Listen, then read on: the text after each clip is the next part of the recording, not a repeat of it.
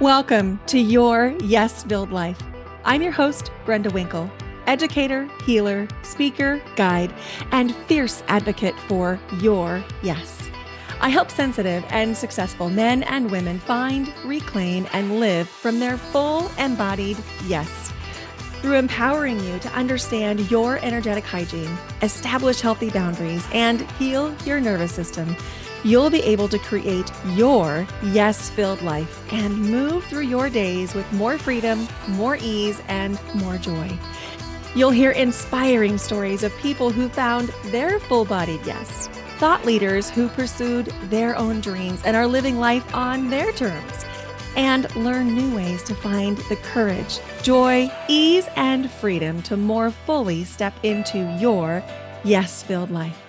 Say no to the good so you can say yes to the great. Join me on this journey to discover your yes-filled life. Whether you're looking to break free from the golden handcuffs, start a new business, find your dream job, or simply live with more intention and mindfulness, I've got you covered. Let's explore the possibilities together and make your dreams a reality. Ready? Let's do this. Let's get you to your yes-filled life. Hello, and welcome back to Your Yes-Filled Life. I'm your host, Brenda Winkle. Thank you for being here today. It really means a lot that you're listening to the podcast. I know that there's so many places you could be listening, and it means a lot that you are here. Today, you're in for a treat. We have Diana Lockett on the podcast. Diana is a visionary conscious communication leadership consultant and spiritual mentor who creates safe spaces that invite leaders, teams, and educators to realign to thrive, to transform their corporate teams and classrooms by accessing inspired wisdom and inspired action. The result is in an environment where participants feel relaxed and safe to communicate confidently and clearly and build compassionate relationships rooted in collaboration, innovation, education, integration, and cooperation. Diana offers one-to-one wellness leadership mentoring and coaching and uses her skillful study of group dynamics to amplify team members in groups to optimize their well-being, their relationships, and their performance. Her work bridges the gap between science and spirituality with radical space holding and compassion. This year, she's on a mission to empower over 2 million students with conscious communication leadership in schools through their staff, administrators, and office staff, and directly to older students, to help them find their path to self-acceptance and amplified learning. Diana is a 6-time international best-selling author and international speaker who uses her superpower of vulnerable storytelling to allow her audience to soften into their own loving presence. Her recently released book, The Call to Freedom: Heal Your Pain, Awaken Your Loving Presence, is an internationally acclaimed memoir filled with personal, spiritual, and embodiment coaching for anyone who is ready to answer the call. I'll put Diana's links in the show notes. Before we dive into this conversation, Diana and I talk a lot about intuition and tapping into our body wisdom. I want to invite you into a free masterclass that includes breathwork I'm hosting on Wednesday, July 26th at 9 a.m. Pacific time. Are you ready to unlock the secrets of your intuition and tap into your inner wisdom? Imagine having a direct line of communication to your deepest insights, receiving guidance and clarity whenever you need it. Introducing Unlock Your Intuitive Gifts and Tap into Your Inner Wisdom Masterclass, a transformative journey that will empower you to embrace your innate intuitive abilities and harness their immense potential. What is intuition and why does it matter? Intuition is a powerful tool that lives within each of us. It's that inner voice that guides us, nudging us toward the right path and providing us with profound insights and clarity. However, many of us have lost touch with this incredible gift, leaving us feeling uncertain and disconnected from our true selves. In this masterclass, we'll explore the nature of intuition and its impact on our lives. You'll gain a deep understanding of how intuition works and why it's essential for personal growth, decision making, and overall well being. Prepare to embark on a journey of self discovery that will forever change the way you navigate the world. Unleash your inner intuitive gifts Imagine being able to trust your instincts, make decisions with confidence, and receive guidance from a higher source. This masterclass is designed to help you unlock and develop your unique intuitive gifts, empowering you to tap into your intuition whenever you need it. Through expert guidance, practical exercises, and proven techniques, you will learn how, number one, to cultivate and strengthen your innate intuitive abilities. Number two, how to trust your intuition and make empowered decisions. Number three, connect with your spirit guides and receive their wisdom. Number four, enhance your creativity and problem solving skills through intuition. And number five, integrate intuition into your everyday life for transformative results. I'm hosting this masterclass, and as you know, I am an energy healer for high performers. I've been featured multiple times in Authority Magazine, on Medium.com, interviewed by a BBC journalist, and have been commissioned to write in leading women's magazines. This masterclass is carefully crafted to provide you with the knowledge, tools, and practices you need to unlock your intuitive potential and tap into your inner wisdom. I'm a trauma-informed breathwork facilitator, an advanced energy healer trained in multiple modalities, and an intuitive. And you get to come join a supportive community of like-minded individuals. In addition to my expert guidance, you'll become part of a vibrant and supportive community of individuals on a similar path of self-discovery. You'll connect with these like-minded souls, share your experiences, and gain valuable insight from others who are also on the journey of unlocking their intuitive gifts.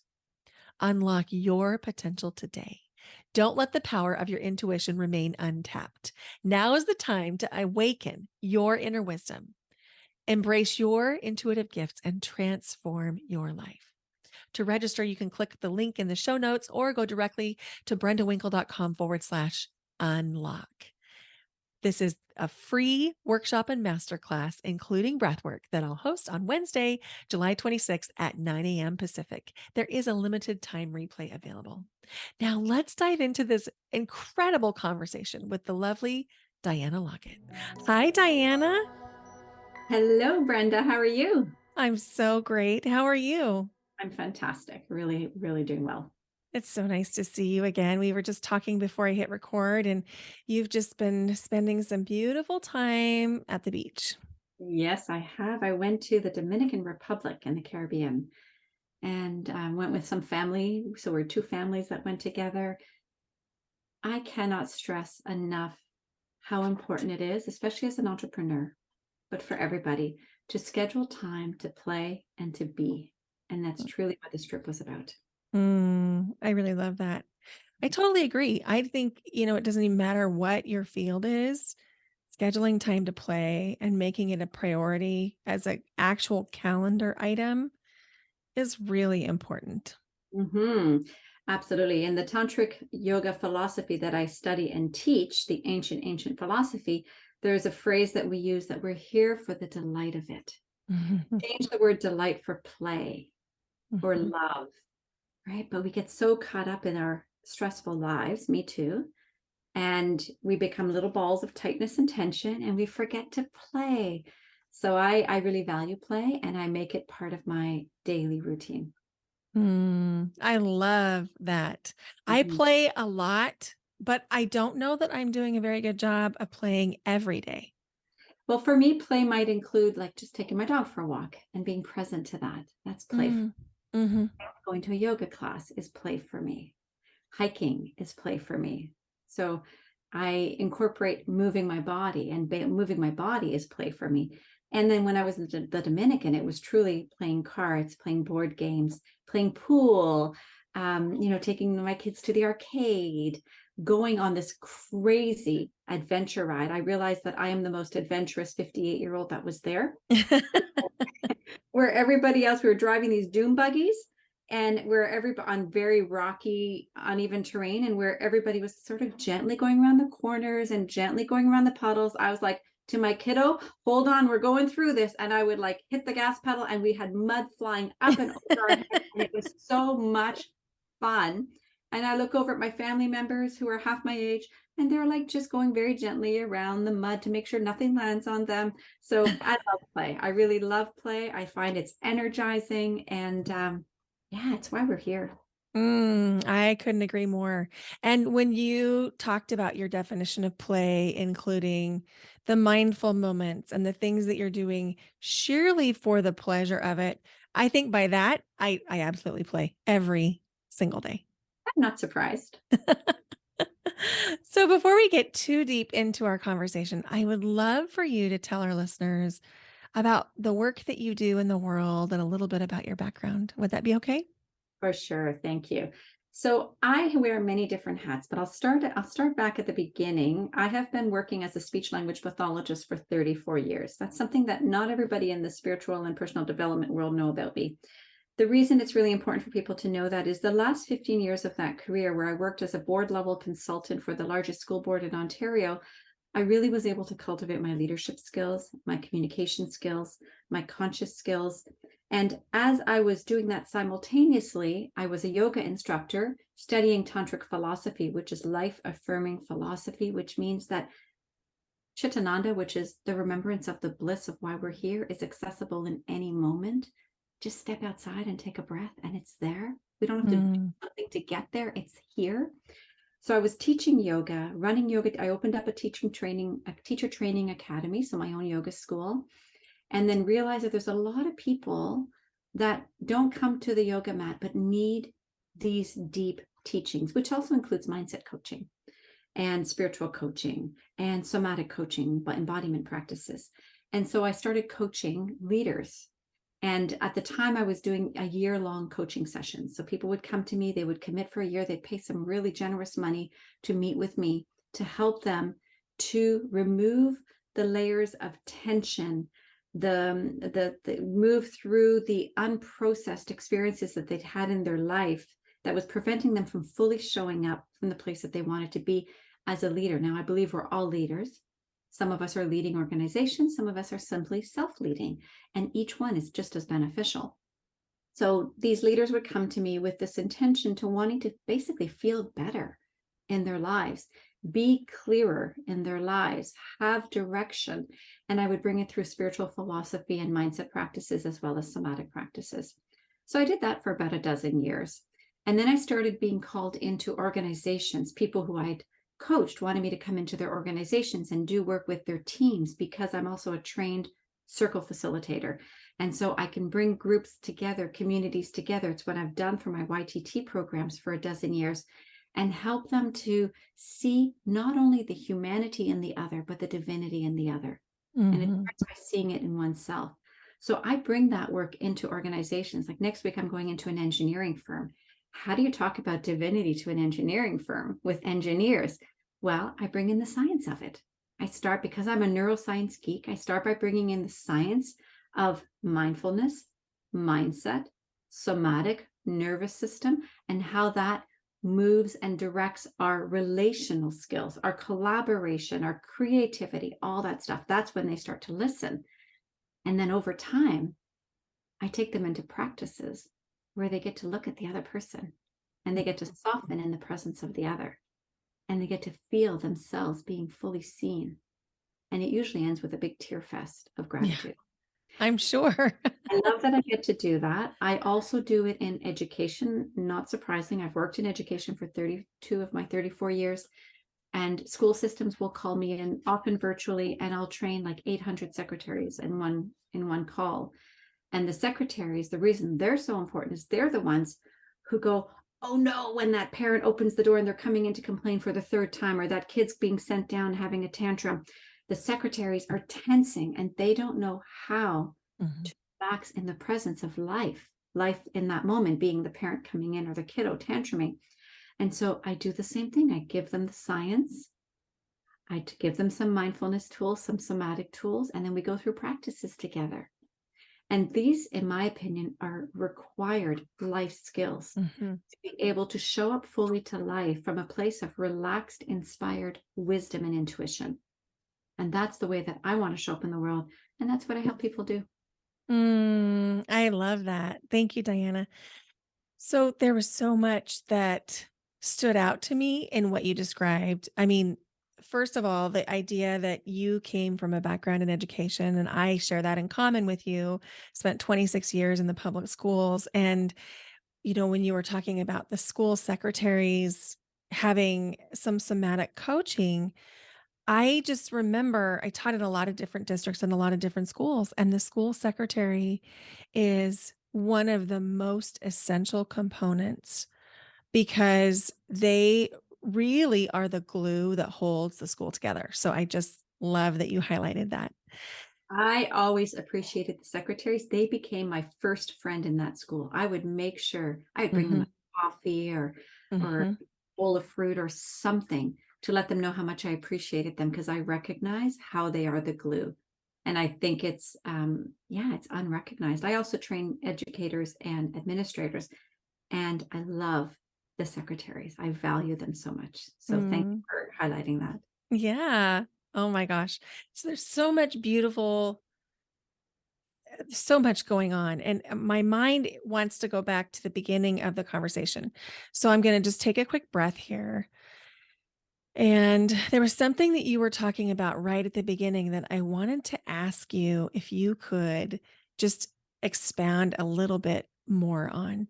When you were talking about the tantric philosophies and you were talking about the divinity within, one of the things that I hear a lot of people say, and they say it overtly and then sometimes they say it behind closed doors, is there's a fear that if they find the divinity within, they are somehow going against the grain of their religious upbringing. And I absolutely have thoughts on that. And based on the way that you described what you do, I'm betting you do too. Could we talk about that? For sure, for sure. I want to preface it by saying that I grew up in a very religious environment. My parents didn't so much push religion onto me, but I was in church 3 times a week because I chose to be in the folk group and the choir. And that was my very early on seeking community. I've Mhm. always been seeking community. Now I create community. It's one of my core values. And I always felt the sense of community in church, and I still do today. I volunteer once a week at a church parent taught drop in program. I have befriended the priest of that church. It's an Anglican church, and we are friends. We go for tea together. And I always believe that I can learn so much. And yet I also am very separated from the structure of religion and church, and have moved into a more less dogmatic, a spiritual understanding of my purpose here and all of our divinity. So I separate spirituality and religion in the context of this conversation, and yet spirituality and religion can be the same. I think that we create so much division, and Mhm. we don't have to. Can we bring spirituality into everything that we do and everything that we are, and use that as the basic common ground for understanding, instead of a dogmatic, you're right, you're wrong, which is simply creating more division in the world. And Lord knows we have so much division in the world from our politics and our religion, so much division. So for me, spirituality is about removing the barriers, removing the divisiveness, seeing the commonalities, understanding that we are all, here's the word that I use, miracles. And it's in Mhm. my book, The Call to Freedom, Heal Your Pain, Awaken Your Love and Presence, which we can talk about later, starts off by talking about a story about the Buddha, the Golden Buddha, that was discovered in 1950 in Thailand. And I had the privilege of seeing it in the palace in Thailand in 2017. Mm. The presence of this Golden Buddha, I felt my own essential golden essence. Mhm. Golden Buddha story goes that this Buddha was covered in clay and being transported, and it was massive. And in the transport, it started to crack.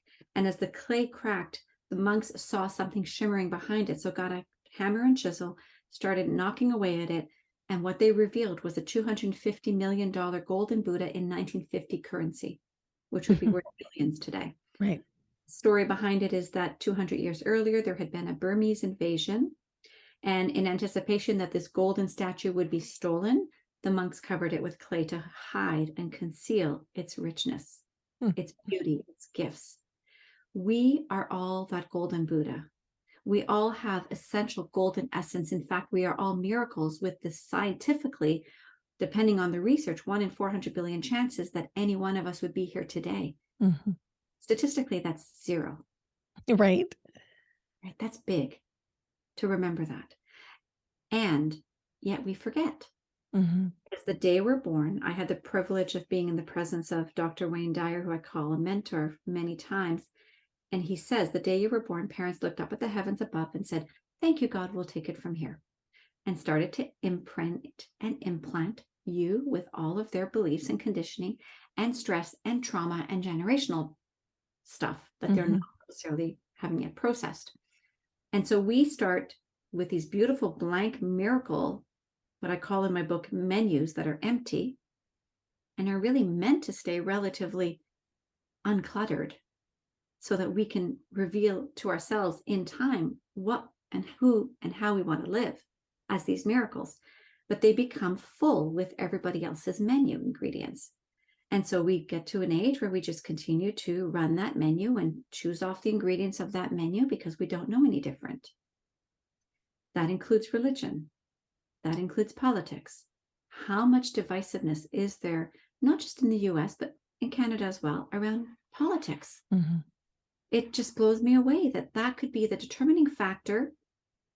The way that you vote is the determining factor about whether you can be my friend or not. To me, that blows me away. It blows me away too. I was reading a book this morning. It's an older book. It's called Happy Pocket Full of Money. It was first published, I believe, in 2008. Okay. Love the title. And oh, it's such a great book.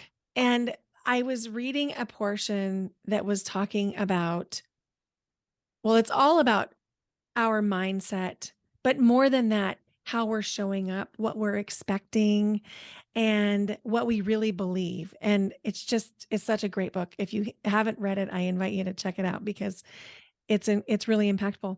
It was talking about the strength of the United States. And it was talking about the strength of the United States because of the way that it had brought and in, let's just say 2008, it felt cohesive. Mm. And it was talking about the financial strength of the United States being directly related to the cohesiveness of each state. And it went on to say that because there's not this divisiveness, that the financial structures of the United States were doing really well. And I found that so interesting to think about in 2023, where divisiveness is all we know. And we're also seeing a direct response in the financial health of the United States, not individually, of course, and I thought, oh my gosh, there it is right there. Yeah, absolutely. Yeah, I mean, that's one example. And then we have divisiveness because of religion. And this goes back, for all of mankind. And we have divisiveness around the world. And this book, The Call to Freedom, is really talking about, it's my memoir with personal and spiritual coaching that gives people tools to be able to remove, first of all, the fractures that they have within themselves, right? Mm-hmm. There are parts of us that we were told because of our conditioning were welcomed and parts of us that were not welcome. So we tuck those away. We call them our shadows, our shadow ranges, the parts of us that we don't want to see or own or show the world. Mm-hmm. And when we do that, we fracture who we are. We essentially cut off our wholeness. We are always whole and complete. That is our birthright. It's called pranatva in yoga. Yet, because we do not want to accept parts of ourselves because we've been told that they're not welcomed, like a 2-year-old who temper tantrums and parents say, stop that, cut that off, go over there till you can. We don't like that part of you. That 2-year-old learns to reject their voice because a 2-year-old's natural way of communicating as a speech language pathologist is through tantrums. Mm-hmm. Value that. That's a child having a strong boundary of a no. Exactly. Right? Exactly. We punish it. Society punishes it. So this then leads to shutting down parts of ourselves. And then let's mix in traumas. In my case, my traumas were neglect, physical abuse, sexual abuse, bankruptcy, an immense heartbreak. These are just some of the traumas that I've gone through. If we don't have an opportunity to process them, it creates more division because that pain does not want to be felt. We are told that pain is something to avoid. So we shut down anything that causes us pain. Some of it's for survival. I bless it. I bless the days and the years that I had survival mechanisms of not feeling my pain, because I don't Mhm. think I could have survived it. So there was a blessing in it. And then it gets to a point where I reached a spiritual maturity where I could not deny feeling it anymore and turn towards it. That is collectively what is needed on this planet today. Mhm. When we continue to precipitate divisiveness, whether it's through politics or religion or economics, whatever it happens to be, then we are contributing to the problem on the earth today. And I really believe that we can heal this planet and we can get rid of divisiveness, but every single person has to commit to wanting to. Right. There isn't a strong enough desire right now, because if there was, we could do it. And to your point about rejecting the parts of us, Mhm. those are the same parts of us that come out to play in adulthood when we find ourselves sabotaging a new venture or saying incredibly mean things to somebody that we dearly love, Yeah, where we have these childhood parts that we have disowned, but they're not gone. yeah. They're still there until we Tucked integrate away in the them. basement of our unconscious. Yeah, Yes, exactly. We have to feel the feelings that that part of us was experiencing in order to integrate it into the whole self. And absolutely. so I totally agree with everything that you said, especially about, I mean, everything that you said, but the need for somatic healing of, or however you want to word it, about bringing us back into wholeness, feeling all the things. I think that that's the key. One of the things that I hear people say is, why would I want to feel bad? Why Mm, would I want to relive this thing? And I even had clients at the end of a breathwork session. They're like, I haven't thought about this stuff in a really long time. And now I'm feeling it. And they say, why would I want to feel this? yeah, because it doesn't feel good. Well, here's the thing. We have created judgments around feelings. Hmm. We have been told that this set of feelings, gratitude, happiness, let's put joy in there, although I believe joy is the umbrella under which all present moment feelings land. Those are good feelings. And anger and fear and disappointment and jealousy, those are bad feelings. And so we've separated, even our feelings have been compartmentalized and disowned.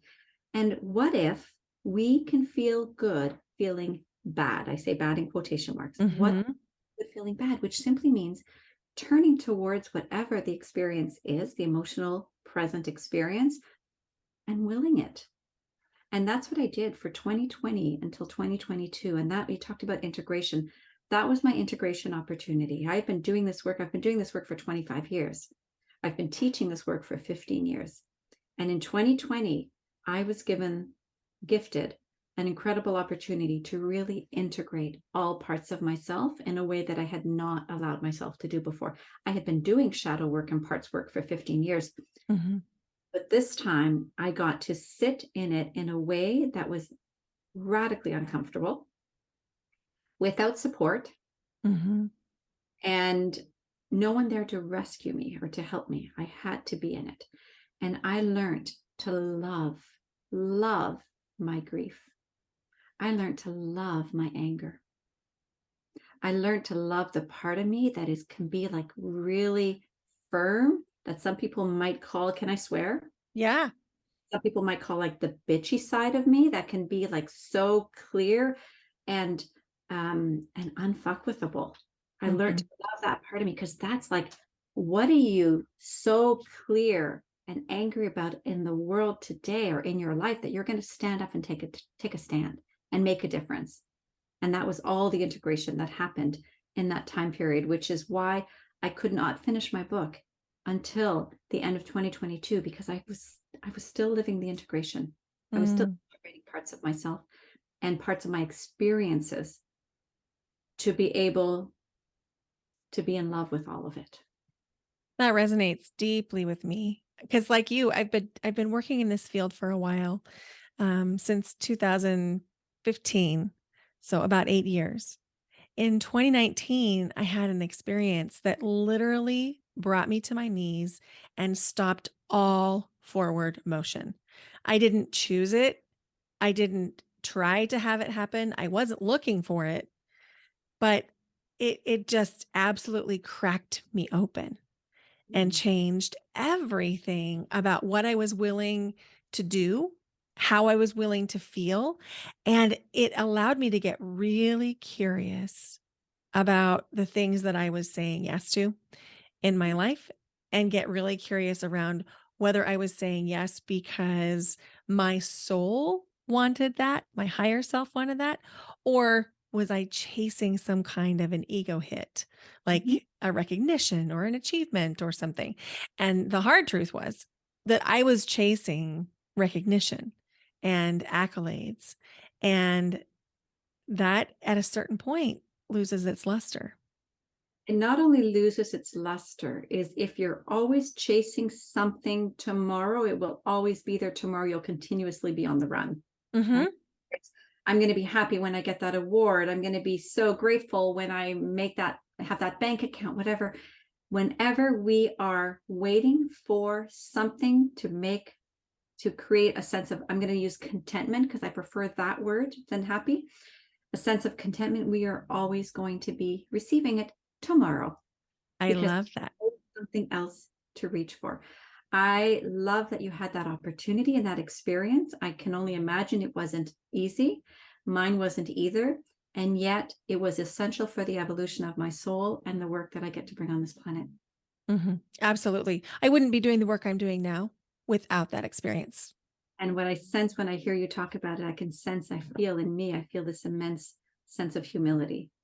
And I think that's the part that leaders today, if they could feel and really cultivate humility, remember that they're miracles, remember that we're all simply running out the menu that was given to us, but we have a choice to rewrite our menu, this planet would be responding in a very different way. And so Mhm. thank you and kudos to you for doing the hard work for us. Kudos to me for doing the hard work for us, because I am Yes. you lovingly disguised as me. I am you lovingly disguised as me. It's my chapter 13 title. And I can only work on me. And so Mhm. when your clients say, why would I go there? It hurts too much. I don't want to reopen that can of worms. You kind of said it. The words that I use is you have to feel it to heal it. Mhm. Otherwise, it's this unconscious tension that's lying in your nervous system that literally kinks the nervous system as though it's a garden hose and you're kinking the hose so the water can't flow. And that water, that nervous system, that's your life force. Mhm. And so if you don't want to feel the pain and the depths of it, you're also going to prevent yourself from feeling the potential of ecstasy of life. That's absolutely right. Yes. And there's a lot of research to support what I'm going to say next, which is going to blow people's minds, but I know that you will get it. I'm excited. Even the toughest emotions, the ones that we think we can't survive, last about 90 seconds when we feel them in their fullest expression. Yeah. That's exactly what I teach through. I have a realignment program. Realign to Thrive is my program. Realign is the acronym for the embody somatic. Use the word somatic. So I don't usually use that term because not everyone knows what it is, but Right. your audience does. So it's the embodiment practice. And we get to the point where we acknowledge the parts of ourselves. And when we acknowledge them and we can label using sensations, which is the language of the body, that's where the research shows in 90 seconds of labeling a sensation, the sensation can shift. The emotional experience might not fully shift, but the sensation can shift. Like I think right now I'm feeling into what I'm experiencing, and I'm aware that there's a little bit of a pain in my right temporal lobe area. And I sit with it. I don't judge it. I don't make it wrong. I don't create a story about it. Why Mhm. is it like that? Am I not hydrated enough? Did I not eat enough? There's no story necessary. Simply acknowledge it. And yes, like you said, the research shows within 90 seconds, it can start to shift. So right now, my awareness isn't even drawn to my head anymore. That's Because it 90 shifted. 90 seconds. I love that you know that. Most people don't know that. Please, listeners, remember that. And if people want to get my embodiment practice, the realignment practice, they just have to go to my website. It's available. It's a pop-up. They can just put it in and they'll receive it as an audio to practice. And it's a daily practice. It's not just something we do once in the morning and forget about it. Spiritual practice doesn't end the minute your feet touch the ground after you get out of bed because you've meditated. Practice is something we do all day long. It So we is. do it to become skillful at life, not to Mhm. become skillful at meditation or skillful at embodiment practices, but to become skillful at life. So imagine I'm having now a disagreement with someone, which happens. Doesn't matter if I'm a spiritual teacher, I have disagreements. And the difference is, instead of lashing out, I take a moment and notice, oh, my belly is really churning. My body's giving me feedback. 90 seconds, I breathe. Mhm. And then I have a choice. I can respond differently. It's my body telling me there's a potential here for something really unhealthy to come through me, Mhm. or to really recognize that I have agency and responsibility in this moment to do something differently. Yes. Agency and responsibility to do something differently. And one thing that you're alluding to, and I just love to highlight, is you have to give yourself permission to slow down in order to develop an awareness of the sensation. Absolutely. Absolutely. I worked with a leader last year, and um, she is absolutely chasing the awards and the shiny, like, let's call her a shiny pamphlet. And I worked in a leadership role with her team, and my role really was to come in and help to slow things down. And we know through the research, I know you know this too, through the research, that when we can slow down our nervous systems, we have greater access to our creativity and our genius and our relatability and our communication. And I would hear constantly, I don't have time to slow down. I don't have time to slow down. We got to get this done fast. And I ended up having to leave that relationship because it wasn't something I could align with. We have to, we don't have to, we choose to slow down to become more relatable to life. And the fast movement, the having to get through it, the having to get there, that's truly a trauma response. Absolutely. And it's a way that we can numb out and avoid feeling. But in that avoidance, we're also avoiding a lot of pleasure. Hmm? We're avoiding the mindfulness, or not the mindfulness, excuse me. We're avoiding the pleasure that can be found in those moments of mindfulness. Like you mentioned, walking your dog. Chitananda. Chitananda is blissful remembrance, remembering that that is accessible at any moment. That if we're moving fast, we don't notice. When I'm in a rush to get my dog walking because I have to get somewhere, I don't necessarily notice it. And then all of a sudden I'll stop and I'll look at these beautiful mountains that I have the privilege of living in. And, you know, I've got like 30-degree sun on my body, but there's snow in the mountain, and the spectacular, just the spectacular duality of that. If I can breathe Mhm. at that moment, it's life is so rich for that moment. And Yeah. then there's another moment, and then there's another moment. And so we get to practice moment by moment, being present to all of life. And like you said, with your clients and yourself and myself, including the moments that we may not wish upon anybody on a human level. But on a soul level, there's some opportunity here in time that we can start to relate to and experience and see as an evolutionary process for our soul. Mhm. I love that. So, in case any US listeners are wondering about the 30-degree comment, Sorry, yes, yes, yes. Diana lives in Canada. And Yeah. so we're talking about 30 degrees Celsius. Yeah, it's like, I don't know, 90 degrees Fahrenheit, maybe somewhere Yeah. around. I Yeah, don't know exactly, but it's warm. it's warm. It's very hot. Yeah. Yes. Yes. So, if you were going to suggest to somebody that maybe just sort of peeking through the curtains of really stepping into a life that they really want to live, what do you tell somebody who's in that stage of their growth? Start loving the life you're living now, Mhm. I because love that. it's chasing something that's not here right now. I have a cushion that says, do what you love and love what you do. Mm. That is spiritual living. That's spiritual alignment. And it may Absolutely. be that you can't change your job, you can't change your financial situation. You know, this book that I launched April 1st was met with a strong media response, unfortunately, because there was a tragedy. I'll talk about it in a moment, 2 weeks before my launch date. And so all of a sudden my book became newsworthy, unfortunately. And Mhm. yet I'm happy because that the book is being recognized. And in the book, I was just going to talk about do what you love what you do.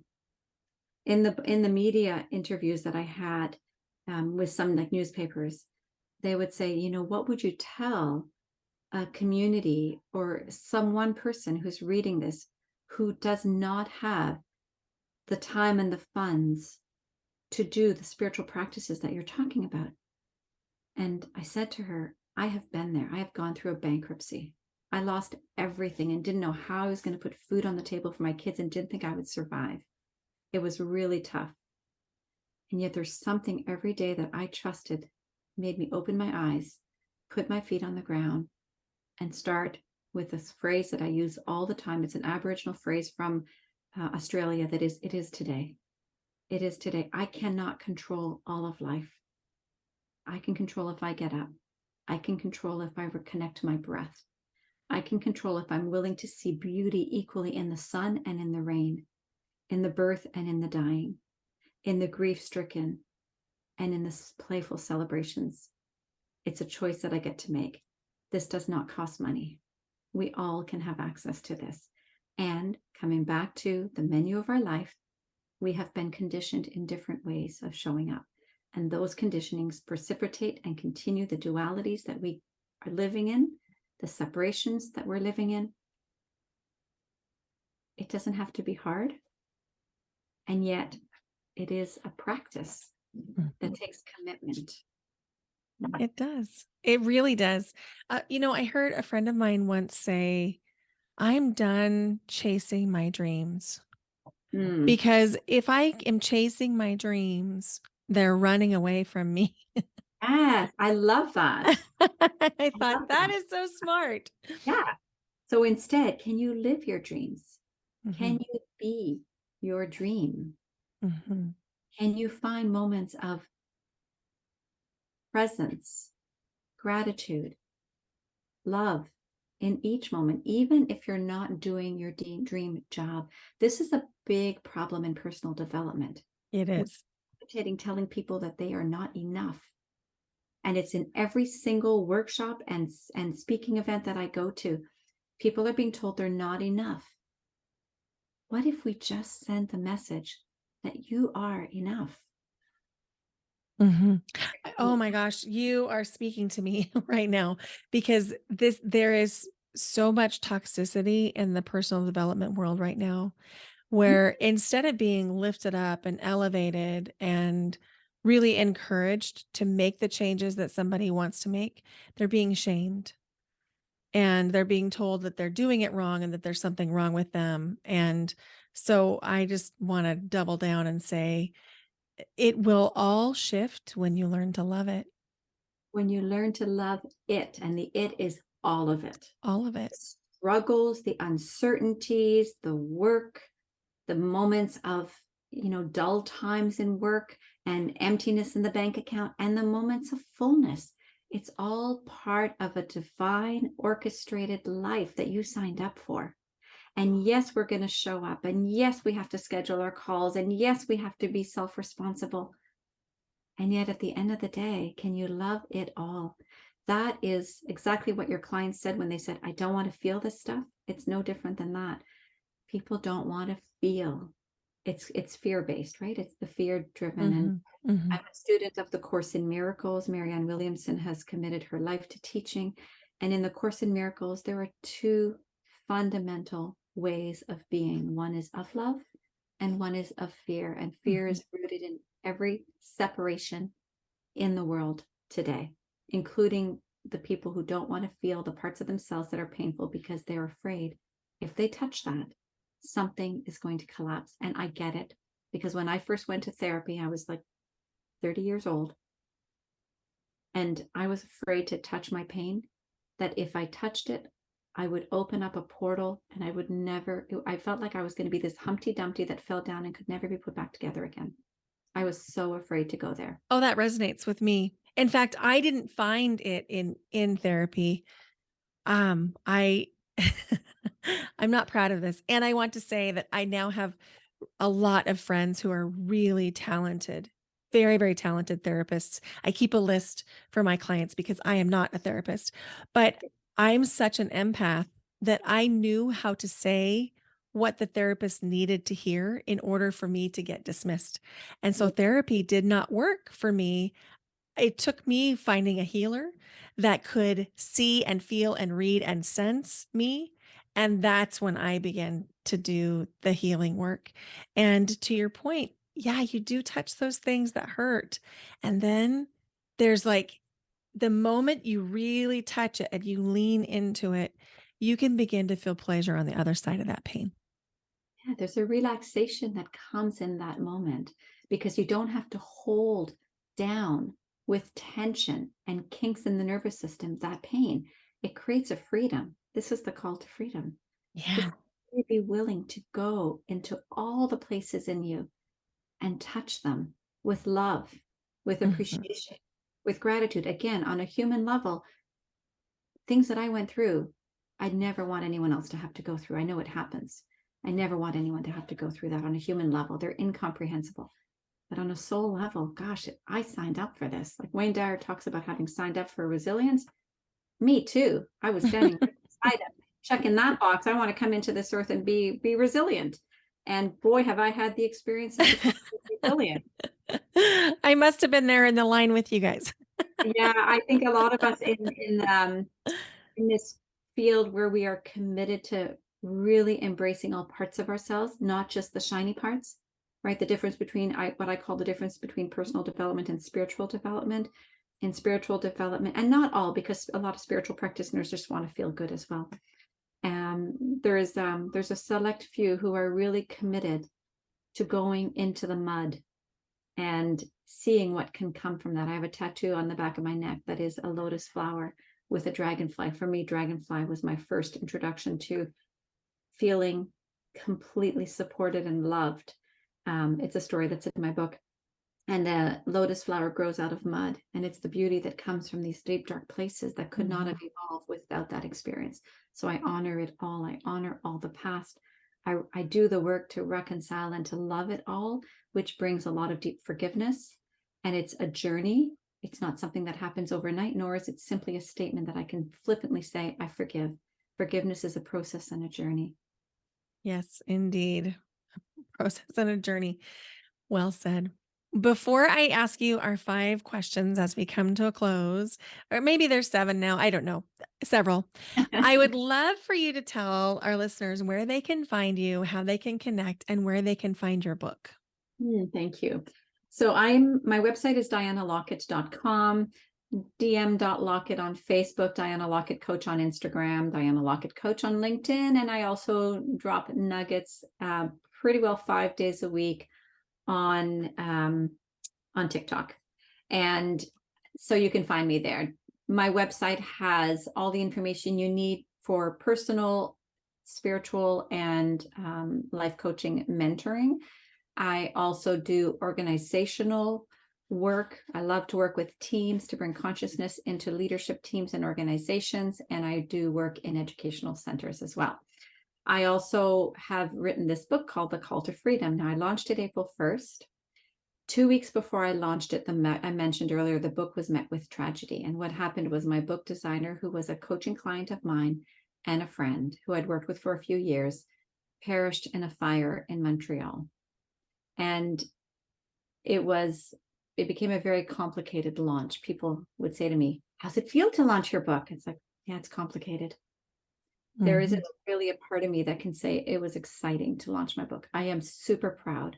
I'm proud of the little girl who survived to write that book. I'm proud of the little girl who grew up into a mature, mostly wise woman when she chooses to be, Mhm. to deliver the messages from that book and to share from a place of really deep vulnerability all the parts of herself through the journey, the parts that at some point in my life I might have said I could never share, that it's too vulnerable, I'd be too embarrassed. I shared it all. And so pride is definitely something that comes up for the book. I'm grateful for the receptivity of the book. It went international bestseller in 4 categories within 24 hours and held that place for almost a week, which is fairly unheard of for books. It usually they get dumped by another book very quickly. And yet there's a part of me that right before the launch, and having lost this beautiful, creative woman, opened up the portal to grief again. And when we open up the portal to grief, it opens up all of grief. And so I chose to sit with that, to be in that, not to indulge in it in a way that it collapsed me, but to be in the beauty of grief, which is truly a temple energy. And it's a beautiful feminine energy.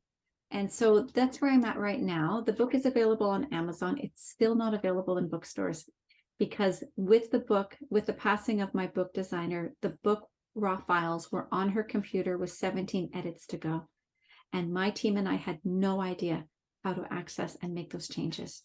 So it's been a journey. We did get it launched on Amazon on time, but in terms of getting it into bookstores, there's been some complications because we're using different font and they're very specific. So I'm just patiently going through, listening to what needs to get done and working with my team to have it done. Hopefully it will be in bookstores in the next couple of weeks. I've written in 5 compilation books, and each of those books, those chapters, have been assimilated into my book with a little bit more of seamlessness to the timeline and to the cohesiveness of the story. So I want to direct people to the Call to Freedom, Heal Your Pain, Awaken Your Loving Presence. I'm told it's a really easy read, even though it's not in terms of like digesting some of the trauma. I'm honest and upfront, but the book flows, and it really goes not from pain to purpose, because I did not want to turn my pain into purpose and project pain into the world through my purpose. It is a book of pain to integration, to love, to purpose. And love being in chapter 13 called You Are Me Lovingly Disguised as You. I share that our common purpose on this planet is to love. When people say, I don't know what my purpose is, your purpose is to love. And decide what are your gifts, longings, intuitions to deliver that into the world through the work that you do. Remember, do what you love and love what you do. I love that. I'm sorry for the loss of your book designer. Thank you. As we come to a close, I have just some questions to get to know you a little bit better. I was thinking as the podcast changed identity of letting these questions go, and my guests and my listeners were like, no, we love these. So the first question I have is, what is in your morning mug? Bulletproof coffee. Very good. Is there a song that you love that every time you hear it, you're like, yes, I can do this? My spiritual song.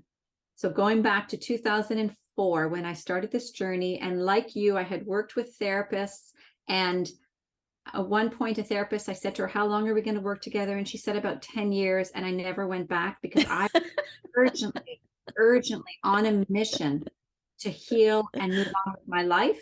Now I know that all healing has its time and it's a lifelong journey. And I remember when my spiritual mentor and healer tried to teach me how to be present. I didn't think I knew how to be present. Of course I did, but I had forgotten most of the time. And the first song that I heard was called Living Out Loud by Aaron Lines, I think. And I listened to that song on the radio, and I called my spiritual healer, who's now my friend, and said, there's a song that was written for me. It's written about me. It's my spirit song. And so whenever I hear that song, it brings me back like 20 years ago to those moments where I started to wake up to life itself with so much joy and gratitude and abundance. Abundance meaning I could see the flowers in a new way. I could see the earth in a new way. I related to people in a new way. Some of the time, not all the time. And that song brings me back there. So that's Living Out Loud. I love that. Is there a podcast that you're listening to that you love? Yeah. Oh my gosh. I listen to so many podcasts. So whenever I do a podcast, that podcaster comes on my favorites. So I love to listen to that. So I will be listening to you. Right now, a friend of mine, Carissa Johnson, has a podcast called The Transcendent Leadership, and I'll be speaking on it. And I'm really impressed with what she's putting out on that podcast. She's revised it this year, and it's really great. I love to listen to Mel Robbins. I think her mindset and vulnerability and authenticity just makes me just excites me all the time. I have a friend who has a podcast called The Elements of Community, And I love that podcast. His name is Lucas Root. His podcast is geared towards interviewing mature women who are really longing to immerse themselves and create community and the wisdom that they get to share. And I met him and we hit it off instantly. And I went on his podcast, and I love his podcast. Is primarily women 50 plus sharing their wisdom in bringing in community. Yeah, those are the big ones that I listen to on a regular basis. That's a And great list. the Huberman Lab. I love the Huberman Lab because he brings in science, and I'm a neuroscience geek. Excellent. Excellent. If you ever find yourself in a funk and you are feeling sad or scared or mad, what do you do to flip the switch? Well, first of all, I don't always want to flip the switch because I see wisdom in those moments. So sometimes it might mean that I stay in bed and I give myself a day or an hour or 10 minutes to be there. And I call in the little girl, because that's usually a little girl in me that's somehow in a fear state. I call her in and I ask her, what do you need? And usually it's some kind of rocking or hugging, like I do this myself. I will put on slow music. I will actually tune in and see what it is that I need. Sometimes usually music is associated to it. So there's a big part of music for me, because if I didn't have that, I'd probably be drinking, and I choose not to do that. So I do music. If I'm feeling really tender, I'll put in a really slow song, and I will move almost imperceptibly slow and let my body express the sensations that are coming through me. If I'm feeling more like an anger, I might put on something really like aggressive music, loud music, and like stomp my feet and scream at the top of my lungs and sing out loud and make big sounds. And that's how I release it from my body. Any of those emotional states are simply bodily sensations that are stored in the body saying, knock, knock, I'm here to visit you today. Do you want to play? Do you want to play? And so I lean into that and see what's needed. And I've learned to be really tender and gentle with myself and not force something if I'm not in that state. And of course, if I have something scheduled, I have to show up. But I'll do those little practices first so that I can show up fully and not be distracted by the other stuff that's otherwise would be sitting in my system. I love that. My last question is there one thing that you did that you can really see that is what has helped you create your own yes-filled life? It's simply, I learned to say yes. And I listen to my body's yes. So my body is, because I do a body practice every day, several times a day, my body really tells me the yeses and the nos. And the no's come in really clear for me, like my belly just contracts in a no, or my throat will contract. And so when I learn to say yes, the universe matches that, right? This is the beautiful law of attraction. The universe matches that frequency. And when it's a clear no, I trust in that. And I trust in it unapologetically. I don't have to give an excuse. It's simply, no, not today. Whether it's to something that I had scheduled or something someone wants to ask of me, nope. And I'm going to say that my greatest teacher of that is my daughter, who's 25, getting married in a few weeks. I've taught her to be so clear with her boundaries. And I will call her up and I will say, sweetie, something's moving through me that I need to talk about. Do you have capacity to listen to me? I always ask permission. I don't just start talking. And she'll say, no, but my fiance does. Do you want to talk to him? She's so clear with her boundaries. I love that. So yes can only be celebrated when it is equally matched with a true and authentic no. Absolutely. 100%. Diana, thank you. Yeah. Thank you for being here today. This has been a true pleasure. In your presence, I feel so much gratitude and relaxation. So thank you. You're welcome. Isn't Diana incredible? Here are the takeaways. Number 1, play is vitally important, and when you incorporate it into your life, everything feels easier. Number 2, we are all the golden Buddha. We all have essential golden essence, but we sometimes forget because of our human experience and programming from our experiences and the people around us. Number three, we are told pain is something we should avoid. It can be a coping mechanism to avoid feeling pain. But when we face our pain, we become part of the healing of the entire planet. Healing heals forward. When we individually heal, we help heal the divisiveness of the planet. We become whole when we can integrate all the parts of ourselves into the whole being through somatic healing.